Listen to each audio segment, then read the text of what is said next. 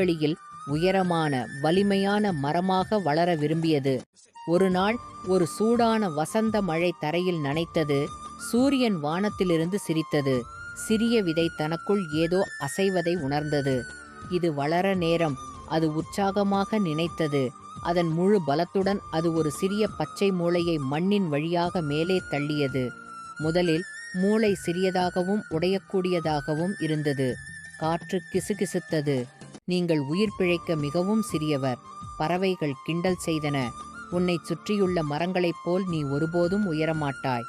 ஆனால் சிறிய விதை கைவிட மறுத்தது.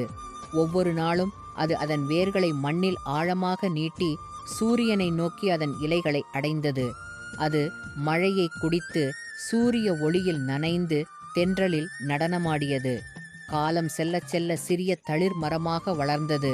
அது புல்வெளியில் பெருமையுடன் நின்றது. இனி மிகச் சிறிய செடி அல்ல, ஆனால் இன்னும் உயரமாக வளர வேண்டும் என்பதில் உறுதியாக இருந்தது. மற்ற மரங்கள் ஒருமுறை சந்தேகப்பட்டு இப்போது மரக்கன்றுகளை ஊக்குவிக்கின்றன. தொடருங்கள் என்றார்கள். நீங்கள் நினைப்பதை விட நீங்கள் வலிமையானவர். பருவங்கள் வந்து சென்றன. மரக்கன்று புயல்கள், குளிர்ந்த குளிர்காலம் மற்றும் வெப்பமான கோடை காலங்களை தாங்கியது. ஒவ்வொரு சவாலிலும் அது உயரமாகவும் வலுவாகவும் வளர்ந்தது. ஒரு நாள் பல ஆண்டுகளுக்குப் பிறகு சிறிய விதையின் கனவு நனவாகியது.